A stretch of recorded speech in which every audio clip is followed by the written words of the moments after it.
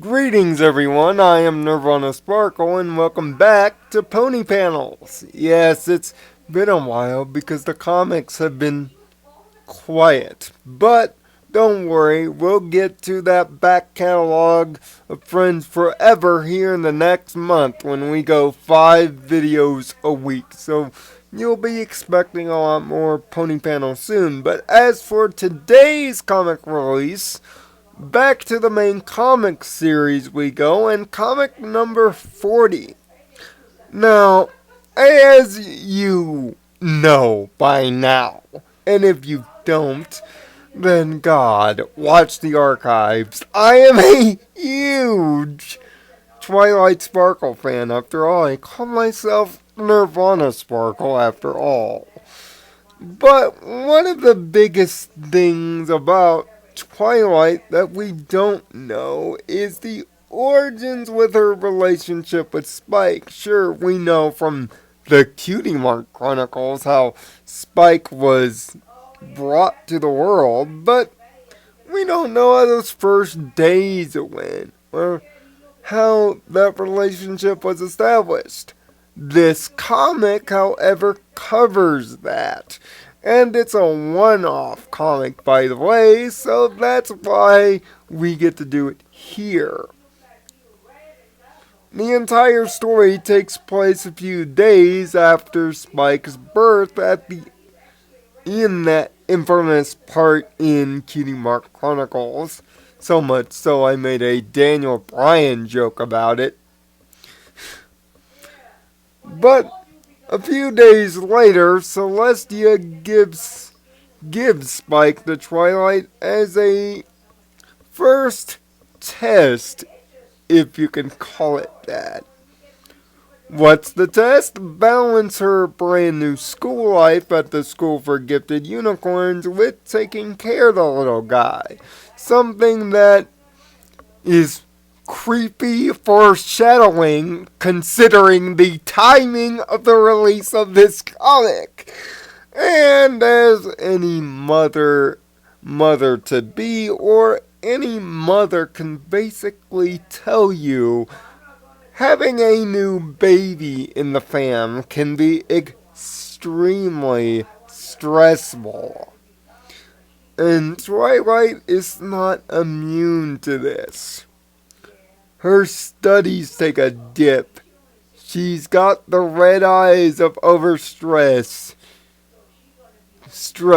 Everything that could possibly go wrong with the little guy does. Of course, of Spike's own baby curiosity. And she's having a hard time handling it. Even with the help of her parents, which their Hasbro names are now officially canon, but let's be honest, those names freaking suck. And by the way, for the record, it's Nightlight Sparkle and Twilight Velvet. Gag me with a spoon. I'll take Star and Crescent for $1,000, Alex. Any week. Even in a royal tea party, the little guy can't stay out of trouble. And ultimately, as expected, Twilight snaps, comparing Spike to her doll Smarty Pants.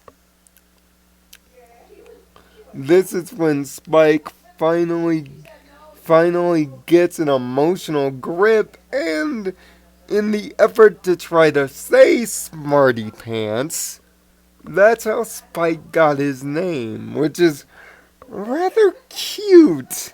In fact, this entire comic is cute alert.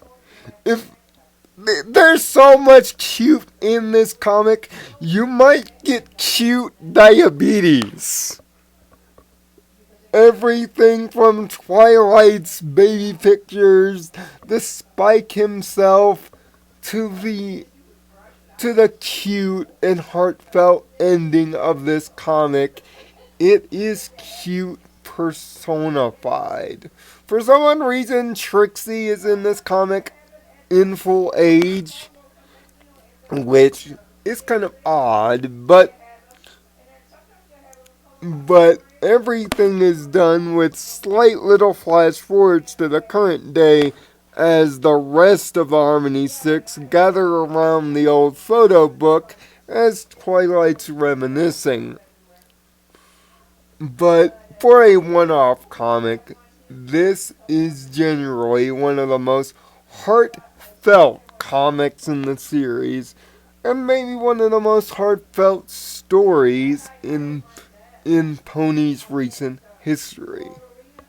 We get a huge origin story set up between Twilight and Spike. We learn and pretty much relearn the amount of dedication that Twilight will go through to make everyone and anyone satisfied with her work, even if it stresses herself out.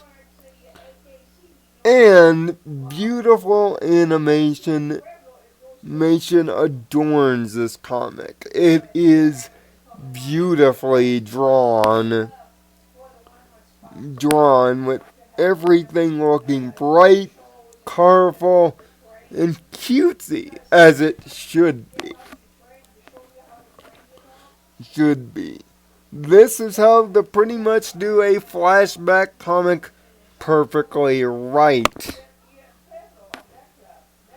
And trust me, even if you're not a Twilight fan like myself, but you are a fan of the lore, this comic is a must read. And trust me, for some of the more sensitive type, it might actually draw a tear.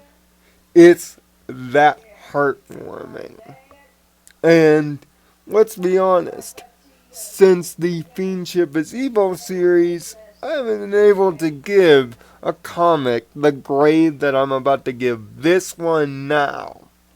So that's why I'm giving main series comic number 40, Twilight's First Friend, as I will entitle it, a perfect 6 out of 6 score on the Harmony scale. If you ever wanted to know about the early pressures of motherhood, plus the early days of the relationship between Twilight and Spike, then this is the comic you must absolutely read. And it may answer for some of our Brony analyzers some of the questions of why Spike doesn't really want to disappoint anyone. And I mean anyone. Heck, this whole thing might put Spike at your service in a different light. But that's for another show to bring up.